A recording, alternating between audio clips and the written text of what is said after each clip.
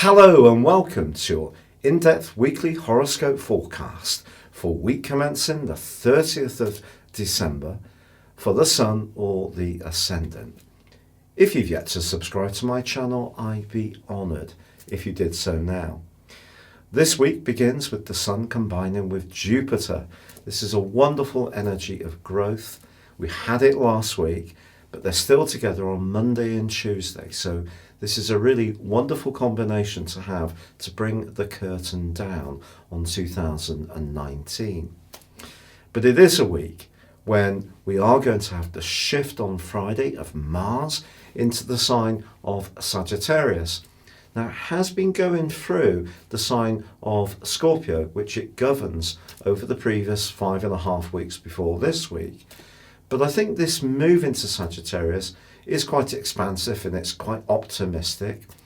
But the energy that's building up is very much focused on the sign of Capricorn with the stellium that's developing in that sign. And of course, Saturn and Pluto are getting ever closer together, ready for the exact conjunction which begins on the 6th of January, but peaks in its absolute entirety on the 12th in that alliance that we've all been speaking and thinking about on the 12th of January.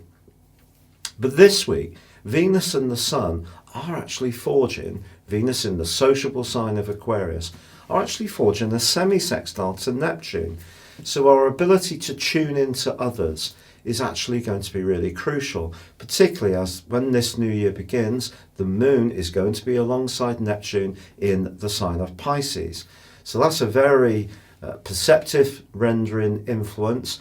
It's asking us not to ignore how we feel, how we might get an instinct about something. So that's an energy that can really guide us throughout 2020 if we think of this as being our solar return overview forecast.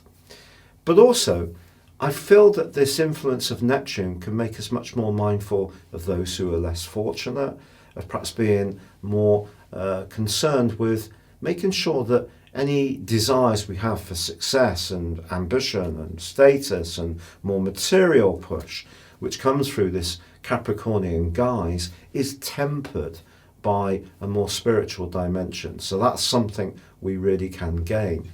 But also at the turn of the year, Jupiter and Mercury are in a glorious combination, and they are angling across to Uranus. So thinking outside the box is going to be especially important.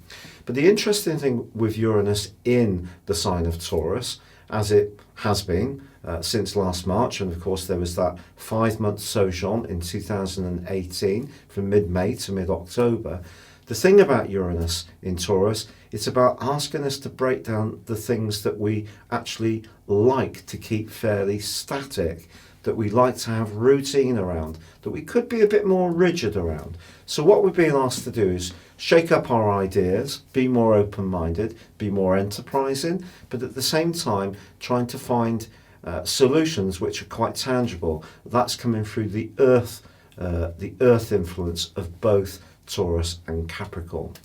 So it's a very interesting week. We also have a quarter moon, which is in the sign of Aries on Friday, and that's angling to the Sun in Capricorn.